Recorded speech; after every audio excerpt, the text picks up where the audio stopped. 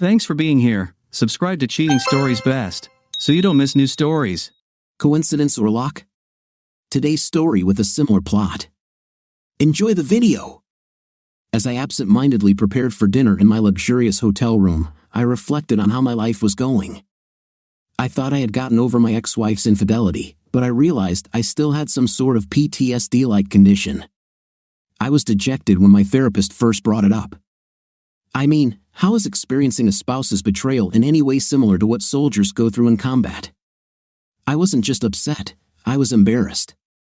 My therapist eventually convinced me that everyone is different and that I had nothing to be ashamed of, at least not very much.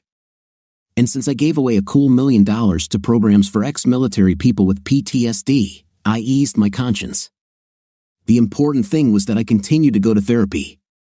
His advice about what would be helpful if I was looking for another relationship or just having a few one-night stands went in one ear and out the other. I decided that my hand would never betray me or cause me suffering, so I decided that for intimate release, at least for the moment, this was enough for me.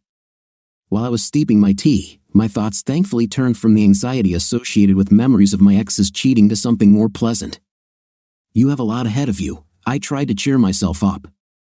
I mean, you're still young at 34, good-looking if the attention from women in the office is legit, and you're rich. At least the last part was true. I was definitely rich, affording the best room in the upscale hotel I was staying at was no problem for someone of my means.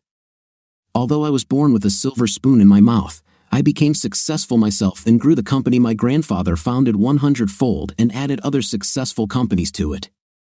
Then why can't I turn my business acumen into a successful relationship with a woman flashed through my head, and I began to feel bad again. Why do I get nervous around all women when I'm in society?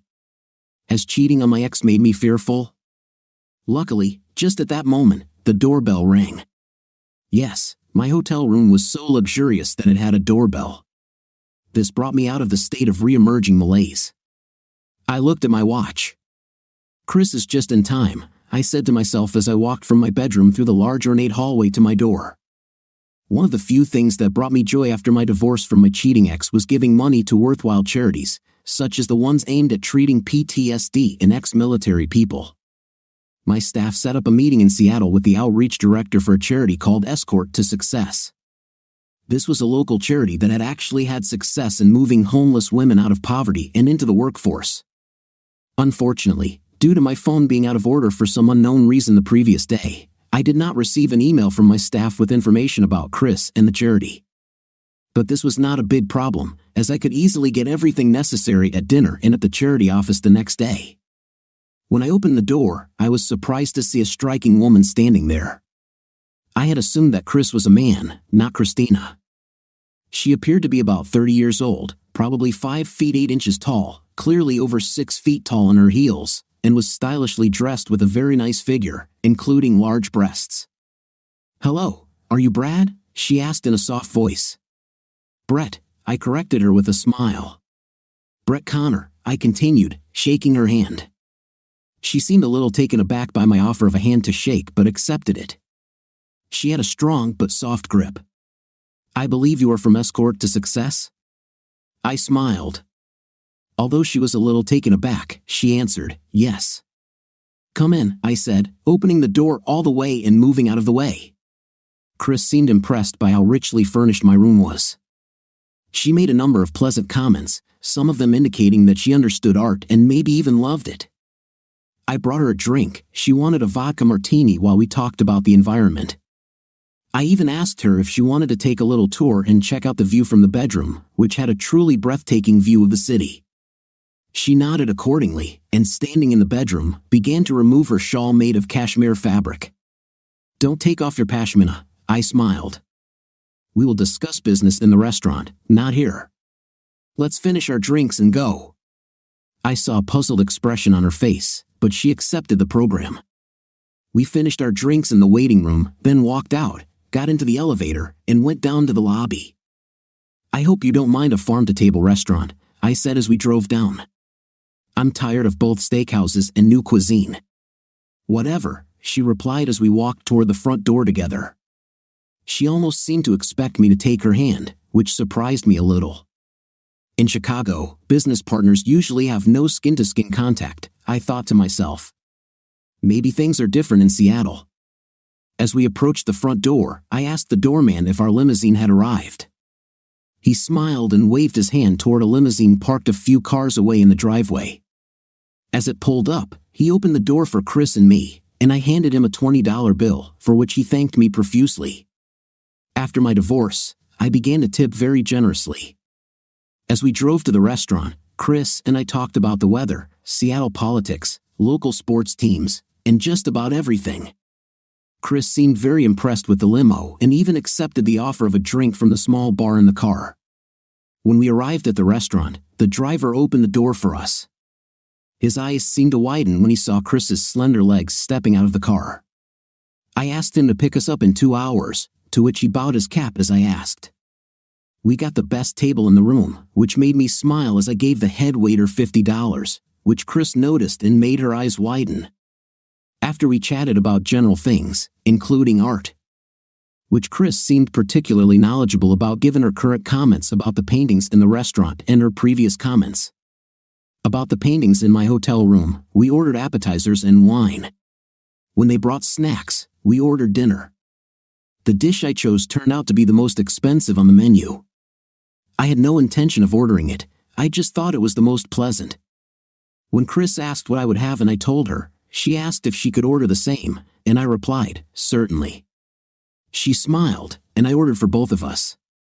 While we were eating snacks and drinking wine, I asked her, "How long have you been working at Escort to Success?" Chris cheered up a little and then replied, "For years." "Was it a pleasant 4 years?" I asked.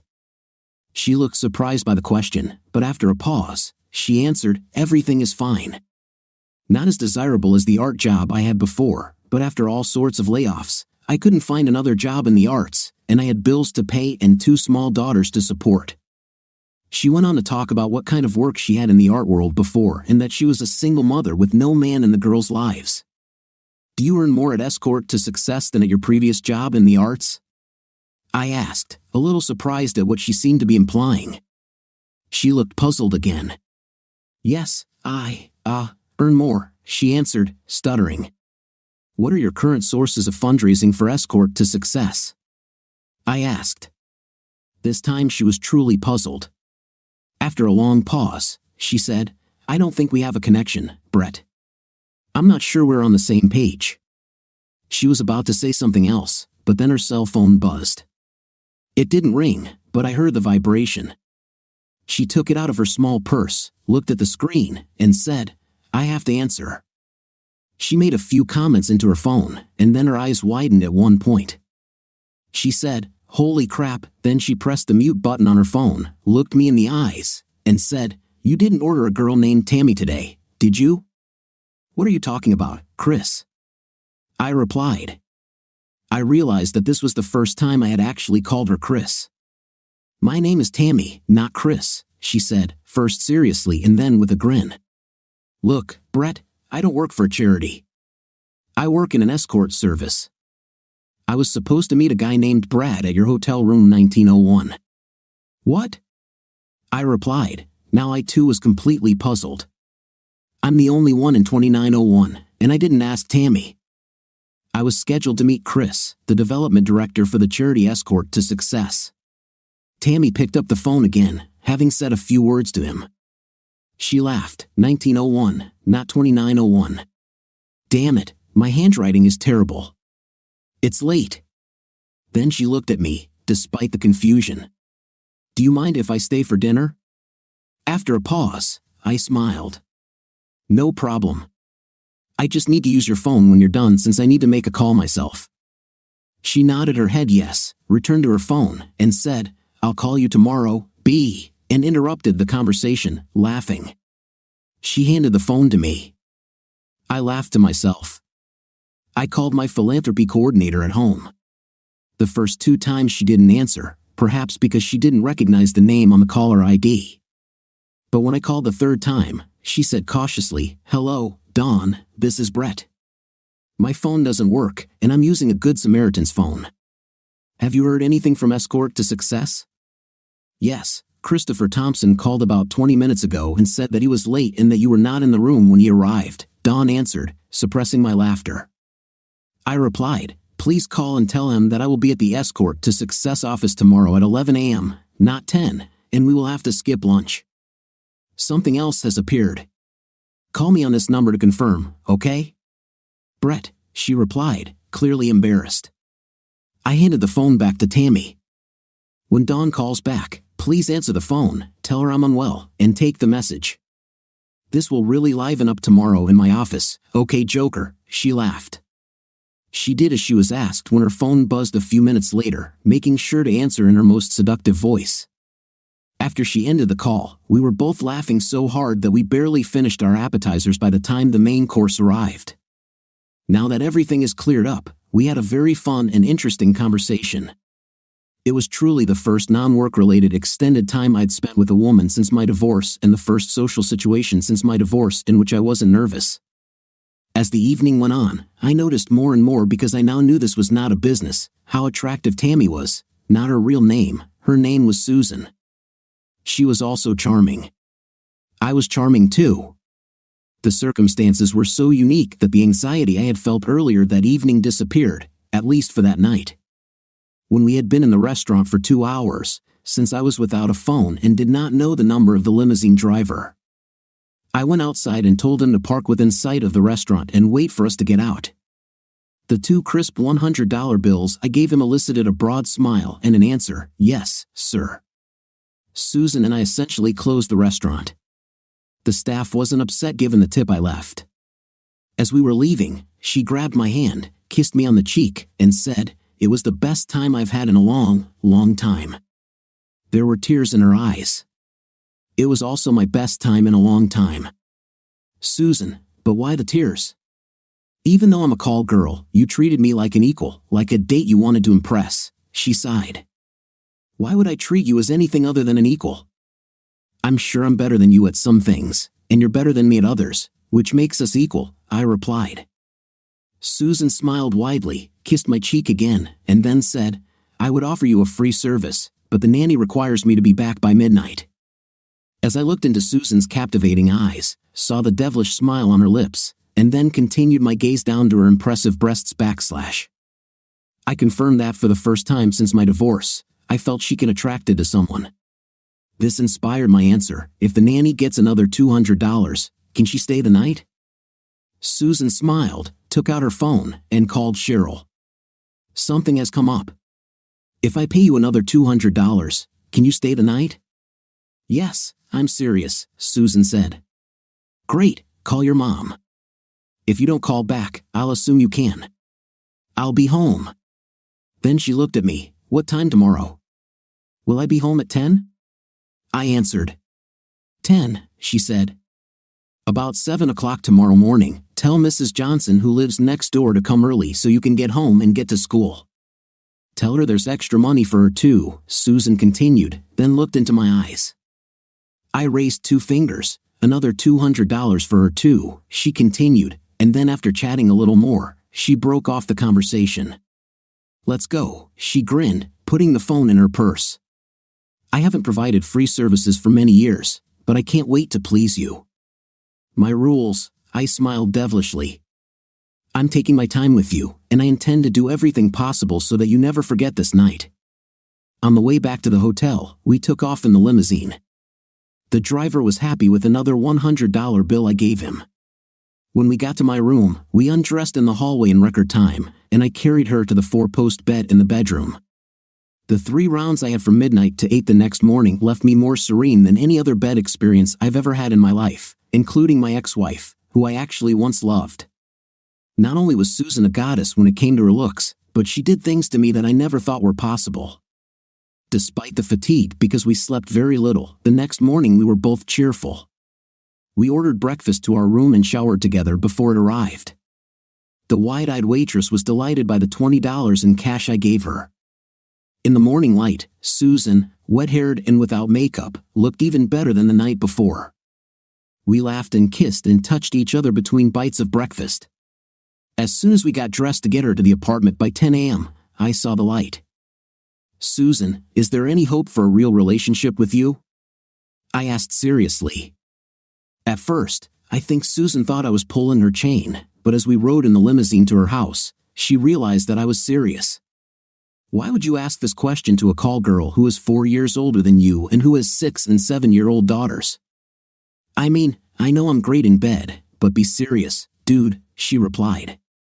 Listen, I replied, in the 14 hours we were together, I learned more about you than most people do in months, and I really like what I learned. I only care about the future, not the past, and you made me feel more alive than I ever have in my life, even after making billions of dollars in business deals. She looked at me strangely. I have a plan. I haven't thought about it for long, but enough to complete the first part. How much are your expenses per month? Susan was stunned, but not so stunned that she couldn't respond. About $6,500. Okay, how about we take a month sabbatical? I'll write you a check for $113,000 right now, which is double your expenses during this month. I will meet your children, we will date, you can visit me in Chicago, and we will see if we are right for each other. This can be with or without intim. $113,000 is not for intimate, but so that you can take a sabbatical without harm. What do you say? You're serious, aren't you? She asked. As serious as a heart attack, I replied. Come on, a month, what do you have to lose? She thought for a few more minutes, took her phone out of her purse, and pressed the speed dial button. Hey, BIA, this is Tammy. Can you ask someone to relieve me this week and not assign me for 31 days? I need to take a sabbatical. I don't care what Simone says, she knows that very well. Okay, just call me back and confirm before noon. Bye. As soon as she ended the call, I took my checkbook out of my jacket pocket. You know, I don't even know your last name, I chuckled, running my pen over it. Susan Collins, she smiled. I wrote out a check and handed it to her. She stared at him as if she wasn't sure he was real. At that moment, we arrived at the address she gave to the driver. I pulled out $400 in cash from my money clip and handed it to her as well. This is for Nanny and Mrs. Johnson, I smiled. She quickly kissed me on the lips and, about to leave the limousine through the door that the driver held open for her, said, Be here at 7 p.m. to meet my daughters for dinner.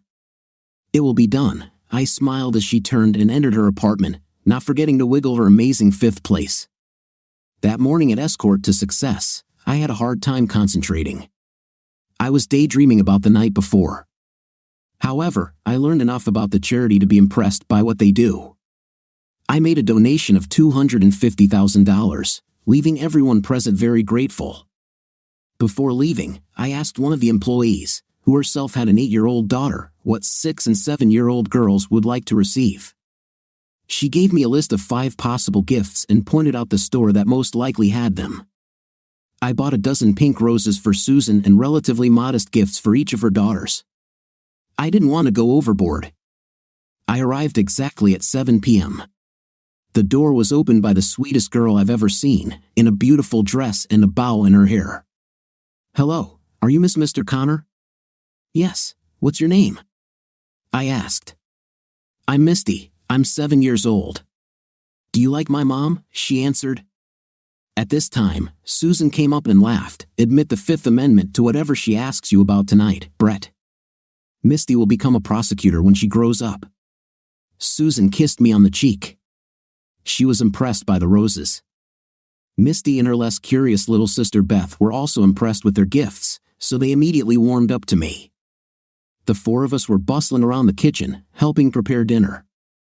Although Misty and Beth seemed to be helping more than I was, by the time we sat down to eat around 7:45, I already felt like I had known them for a very long time. The dinner conversation was interesting. Misty asked questions like a prosecutor and made awkward remarks that only a little girl could make. The most embarrassing statement was, You know, Mr. Connor, Mom never invited men to dinner with us. She must really like you. I laughed and said, She admits the fifth. What does it mean? Beth asked. That means I won't comment on it, Susan grinned. The food was truly excellent.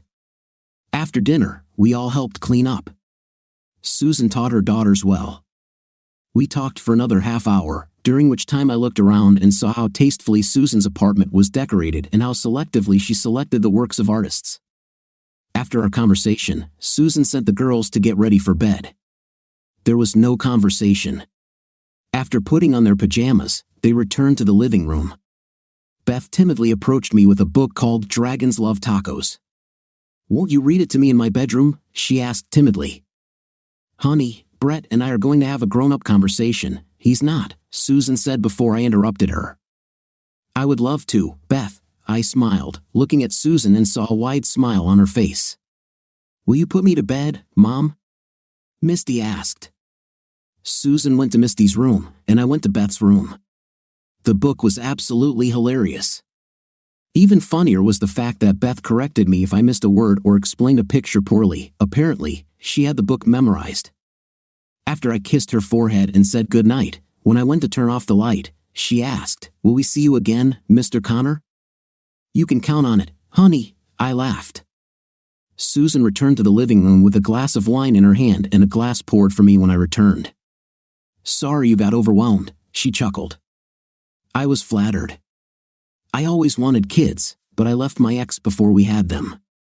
"You two are just lovely," I answered honestly. "They are my life," Susan said sincerely.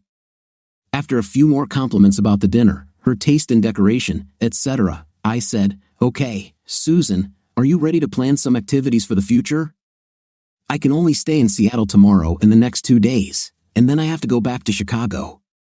"What's your schedule for the next 2 days?" "With the exception of 90 minutes at the gym every day, which I never miss, and getting the kids ready for school and getting them back.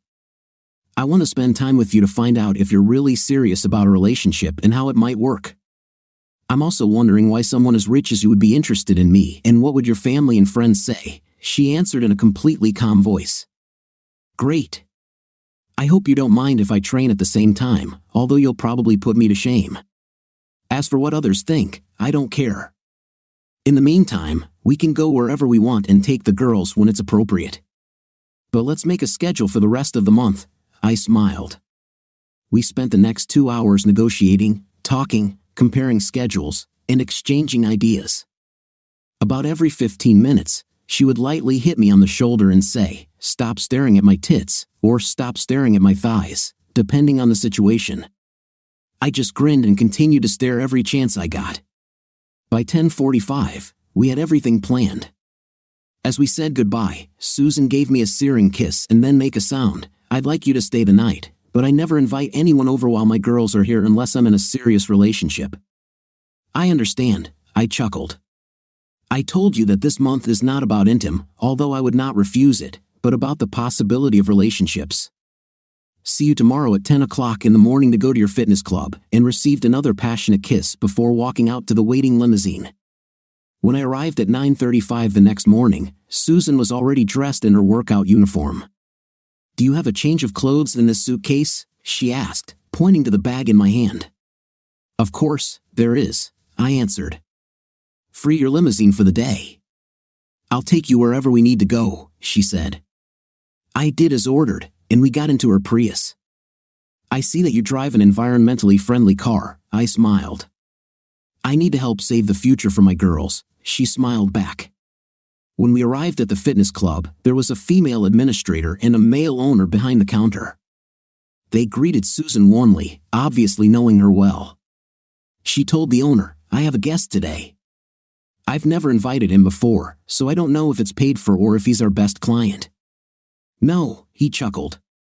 Then he looked at me carefully. "Has anyone ever told you that you look like Brett Connor?" he asked. "I get told this a lot," I laughed, "but I believe Brett Connor owns his own gym."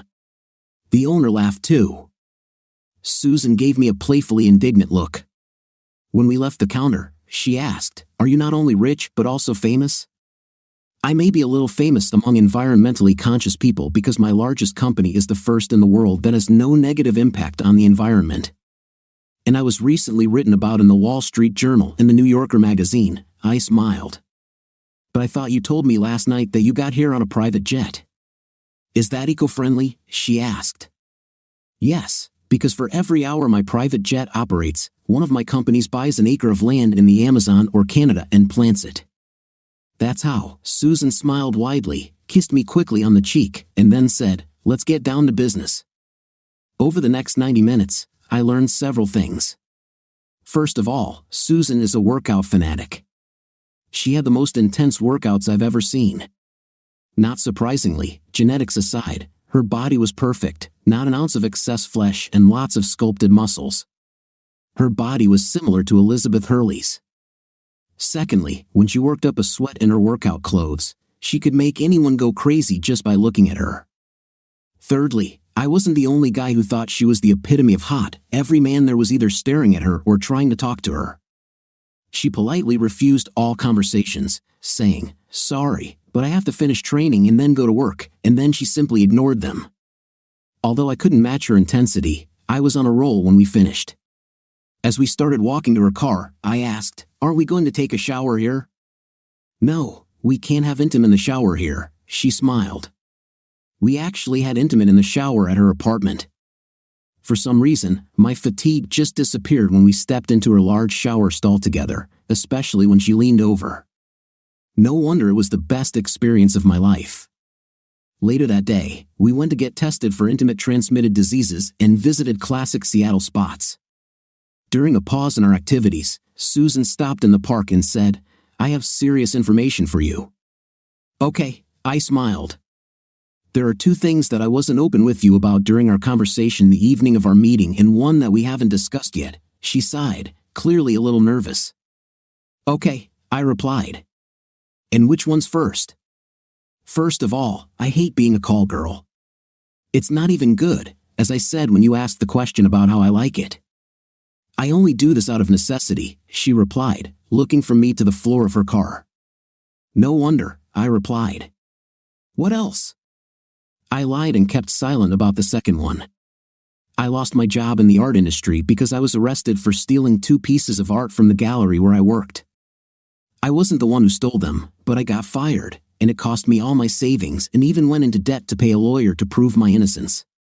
However, even when the charges were dropped, I was not rehired, and there was a black cloud hanging over my head. So, I was unable to find a job in the field that I loved, and my bills, coupled with not having a job for several months, had left me in such a dire financial situation that I was worried about how to properly care for my girls. I realized that the only way to get out of debt and properly support my girls was to become a call girl. "What haven't we discussed?" I asked calmly. "The girl's father is my ex-husband. He was my ex and died when the girls were 2 and 3, just before I lost my job. He was very bad with money. He left almost nothing to the girls, and he only had a $5,000 life insurance policy. Who gets a $5,000 policy? Either way, they don't remember him and don't have any male influence in their lives," she said. She looked again between my eyes and the floor. When I didn't answer right away, she continued, "So, if you want to return your check and withdraw your offer, I will readily agree." I thought for a minute or two, then answered, "I really don't want my check returned. I want to continue working as before. If you don't mind, I'll check your background, but unless you turn out to be an axe-murderer, I doubt my decision will change." "Agreed," I smiled, holding out my hand. "Deal," she grinned and then pushed my hand away and kissed me on the lips. Shortly after this, we picked the girls up from school and had a lovely evening. The next day, I ordered an expedited background check. When it arrived a week later, there was nothing in it that would make me change my mind. Her problem with the law was exactly the same as she described, only apparently unknown to her because it was dealt with without fanfare. The identity of the man who stole the art objects she was accused of stealing was established. He fled the country. When I told her about this, she was very happy, although she was angry that none of her former employers told her about it. The next 2 days and nights, Friday and Saturday, were very interesting in Seattle.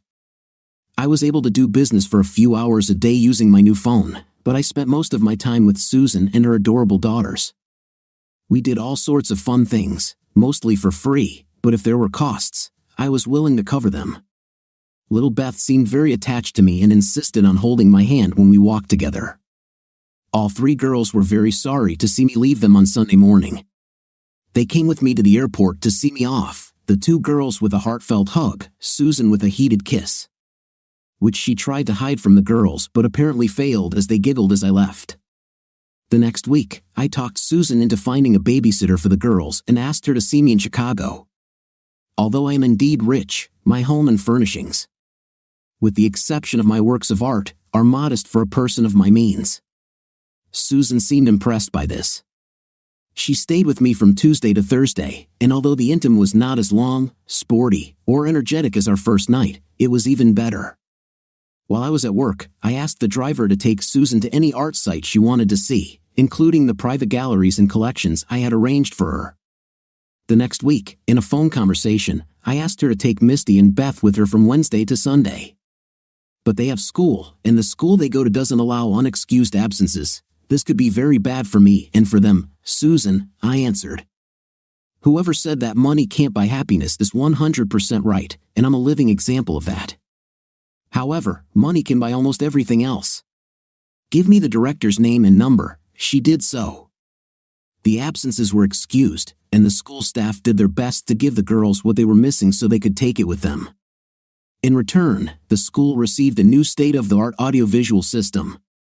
The girls really liked the Chicagoland area where I lived. There were a lot of interesting activities, and there were other children around. Even though Susan and I pretended to sleep in separate bedrooms. And even though intimate was somewhat hampered by the fact that the girls were in the same building, it was still better than any intimate I'd ever had in my life before. Susan, late Saturday afternoon and night, I took a very bold step, something that Susan was wary of but agreed to. Probably because at that moment she believed that there was at least a 25% chance that we could actually have real relationships. We went to meet my family, including my upper-class parents, my younger brother and his wife, my favorite cousin and her husband, and my brother and cousin's 3 children. I bought Susan a new outfit that was the right mix of that and formal, as well as new dresses for both girls, which they chose themselves, ignoring both mine and Susan's wishes. Susan was charming, the girls were polite but also very curious, at least Misty was, and overall, the evening went better than I expected. Although all 3 women at one time or another playfully chided their husbands for paying too much attention to Susan. On Sunday, we went to the pool at my parents' country club. I don't belong to a country club myself because I find it pretentious, but in my weaker moments, I go there, and the girls really wanted to swim in the heated pool. Susan was dressed in a conservative one-piece suit, which I was very grateful for because otherwise, she would have given at least a couple of heart attacks to older men. We were having a good time until trouble happened. My ex-wife, Carrie, showed up with her upper-class parents. Carrie is the epitome of new puppy cuteness and cheerfulness. Unfortunately, behind the pleasant facade hides a cheating. Both her parents and mine, who move in the same high society circles, were upset when I kicked her to the curb and enforced the marriage contract, which was mutual, for infidelity. Although neither of them ever knew the reason, which is why I threw her out, the divorce proceedings were secret. Carrie didn't tell anyone why I was divorcing her, and I didn't see any reason for it either. I simply refused to talk about it with anyone. I simply put off the conversation, saying, "Ask Carrie." She left the marriage with only $100,000 of my money. Adding to the stress of the divorce, I had recently heard from friends and even from my own father that Carrie was making noise about wanting to meet and talk to me. I ignored all other people's comments about this possibility. Today, however, I was even more upset to notice that my parents were warmly greeting Carrie. I tried to keep an eye on Carrie so that I could run away if she approached the side of the pool where I was. However, Misty and Beth insisted that I watch them swim and asked me to place objects on the bottom of the shallow water for them to dive for while Susan made circles. After my activities with the kids, they reunited with Mom and went to the diner for lunch. I returned to my sun lounger in the shade only to be ambushed by Carrie. Hey, Brett," she exclaimed joyfully, jumping out of her hiding place. "What do you need, Carrie?" I asked monotonously without facial expression. "Don't be like that, Brett. I told you that I'm sorry," she began to say. "Oh really? When exactly was this?" I snapped. "In all the letters that I wrote to you." "Of course, since you did not answer my phone calls, my lawyer said that she handed them over to you personally," she sighed. "I didn't read them, but I recycled them so as not to pollute the landfill," I replied sarcastically. She didn't understand what I said. After another one-sided conversation, Carrie began to speak. You know, you made this a much bigger problem than it really was.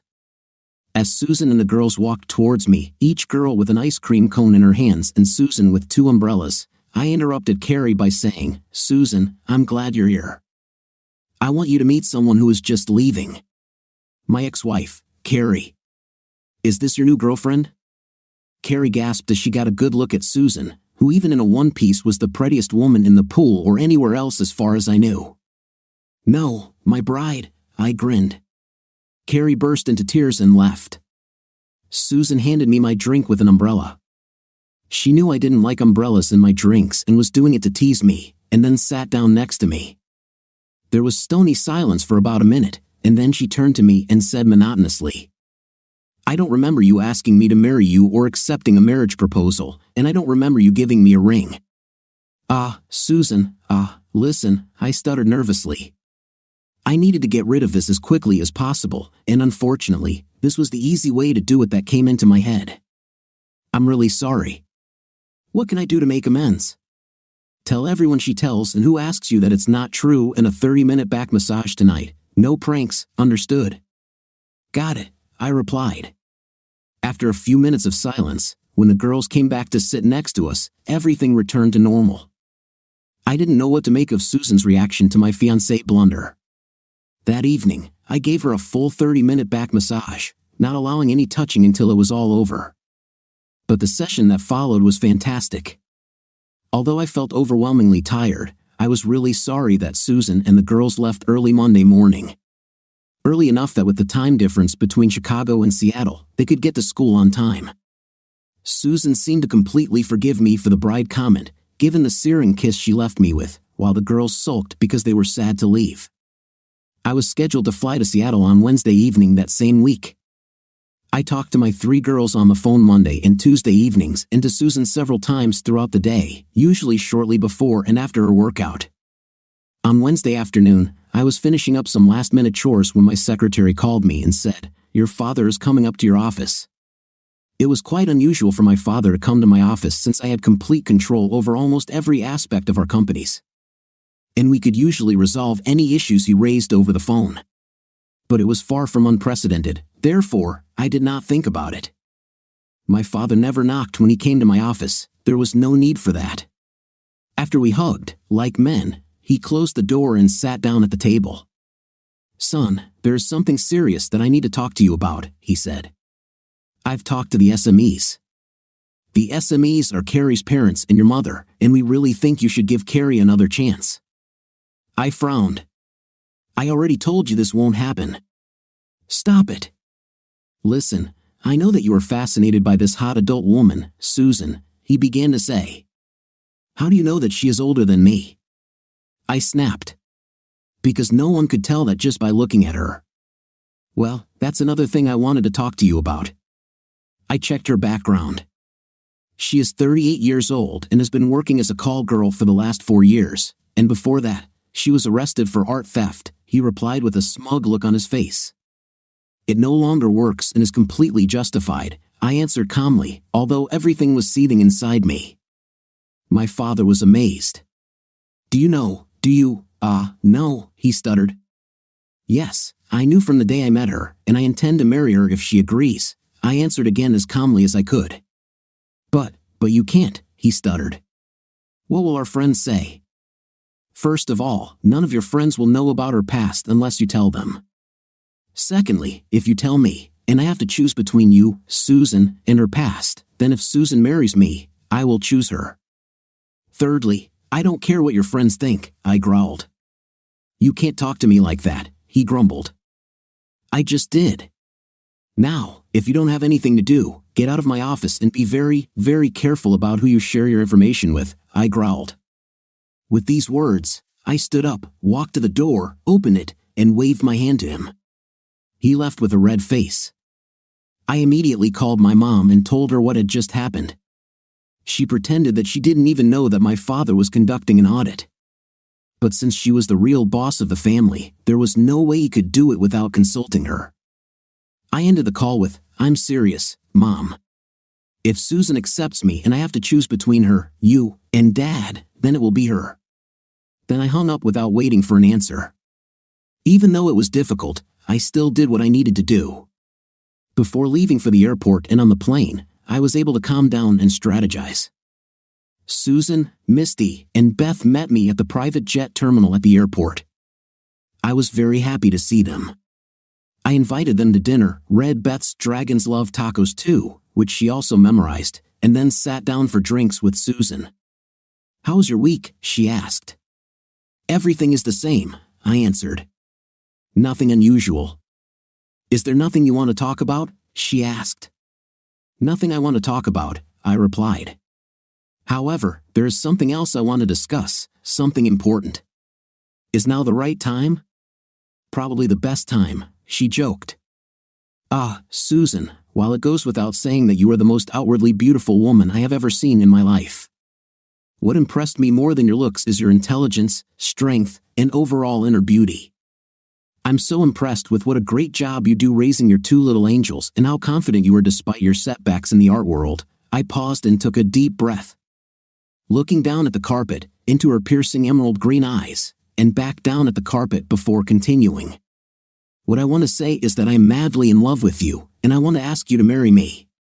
But I don't know what your reaction will be," I stuttered. "Interesting," she smiled. "To continue our conversation, I must tell you about the phone call I received about 2 hours before your arrival. Your father called me and offered me $3 million if I would kick you out of my life. Moreover, he told me that a woman like me would never fit into his family and that you would become an outcast if you convinced me to marry you. How does this impact our discussion?" she said calmly, then took a sip of wine. Everything was boiling inside me. I had never been so angry in my life, not even when I first found out about Carrie's infidelity. But I calmed myself down. "I can understand how $3 million tax-free might appeal to you. It's a way to ensure your daughter's economic future. However, I don't think you are driven by money. I think you earn what you can, however you can, to survive and raise your girls right. But I don't care about this suggestion," I swallowed, and then continued. "As for my parents cutting me out of their lives, if they do it, it will be their loss. I never told you that I'm infinitely tougher than the rest of my family put together, except for the romance, which is why at 22, I took over the little company that my grandfather built and that my father broke up. So she became much smaller and made it one of the largest and most profitable companies in the world while at the same time treating employees and the environment fairly." I swallowed again. "So I want to say that what my father told you has absolutely nothing to do with what I want our relationship to be. How would my marriage proposal be received?" "Damn it," she snapped. "If you're so cool in other ways, then it's time to become cool in romantic relationships. You'll never know what my answer will be unless you ask." After a long pause, I stood up and said, "1 second." I went to the kitchen, took a strip of aluminum foil, and folded it into a loop. Then, I walked back into the living room, got down on one knee in front of Susan, held out the aluminum foil hoop, and said, "Suzanne Collins, will you make me the happiest person in the world, accept this symbolic ring, and agree to marry me?" She looked at me intently. "Do you think it's a good decision to marry a call girl you've only known for less than a month, especially if it means your family will disown you? If you agree to marry me, no one in my presence, including you, will ever use the phrase call girl again. And yes, I think that's a good decision because I'll gain an instant family of 3 women whom I love," I answered. "What if I marry you just because you're good in bed and my girls love you?" she asked dispassionately, although there was a sparkle in her eyes. "I would take you no matter the reason," I replied. "What could I do in Chicago to satisfy my needs besides raising my girls and indulging in carnal pleasures with you? I would buy you an art gallery or get you a job at an art museum, or whatever else you want in the art world," I quickly replied. "Will there be a marriage contract?" "Of course, with a mutual clause about betrayal, as I had with my ex. I guarantee that the terms will be very favorable to you. And as soon as we are married, I will want to adopt Misty and Beth, if they accept me. Once I adopt them, each will receive a $250,000 education trust fund, with you as the sole trustee. Do you want more kids?"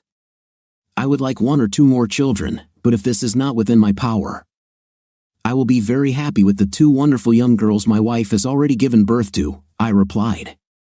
An evil smile appeared on her face. She stood up, helped me to my feet, took the aluminum foil ring, and holding my hand, led me to her bedroom. Without further ado, she undressed us both. Yes, I will marry you. Now, place this priceless symbol of our commitment on my finger. She held out her left hand, and I placed it on her ring finger, promising to go to the jeweler the next day. I think I had the best night's sleep when I hugged her in the spoon position. The next morning, we were woken up by two excited little girls jumping on us. "What are you doing here, Brett?" Misty asked. "Since last week, I made the girls call me Brett. There's something important I need to talk to you and Beth about this morning, so I wanted to stay the night," I replied. This seemed to satisfy them. Then Susan said to them, "Go have breakfast. We'll be right back." After they left, I asked Susan, "Did you really accept my offer?" Smiling, she raised her left hand with an aluminum foil loop on her ring finger. "As I said last night, with your permission, I would like to ask the girls individually if they would do me the honor of allowing me to adopt them," I said cautiously. Susan's eyes welled up with tears. "This is so cute. They would love it. I would love it. If it wasn't a school day, you'd be getting a reward for it right now." "Maybe after they leave," I grinned. "Maybe," she laughed. It was early enough that I could talk to each of the girls before they left for school.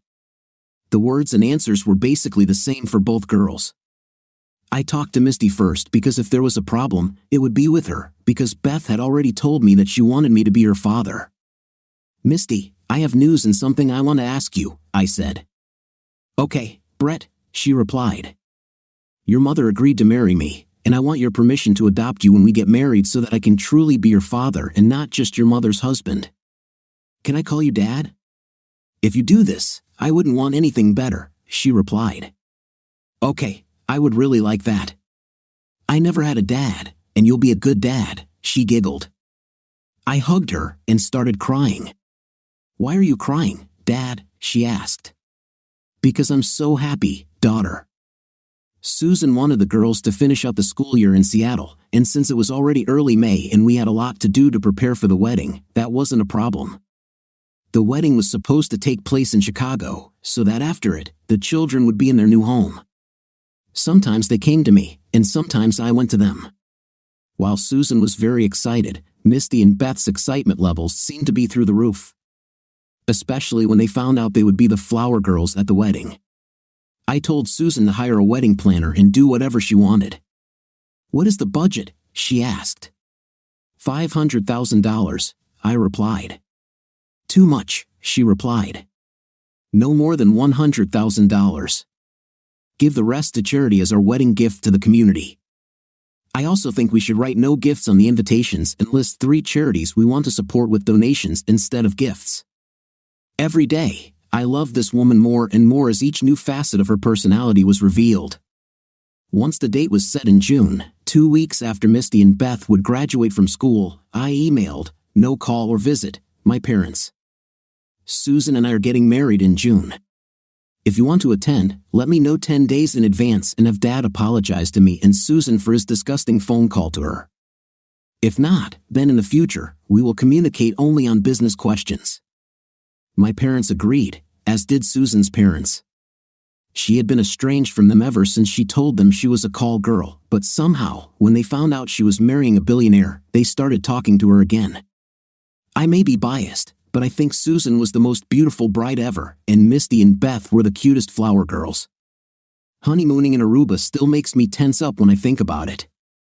We wasted no time in having our last 2 children. Our boy was conceived in Aruba, and our girl 2 years later, probably during a trip to New Zealand. Misty and Beth are 2 of the most well-adjusted 16 and 17-year-olds I've ever seen and are almost certainly on their way to top-tier universities and will be highly productive members of society. Now, 10 years after Tammy walked into the wrong hotel room, I am the happiest guy in the world. What do you think of our story today? I think it was more of a love story about how chance can change your whole life and sometimes the other way around, which is what I liked about today's story. What's your opinion? Write it in the comments. See you in the next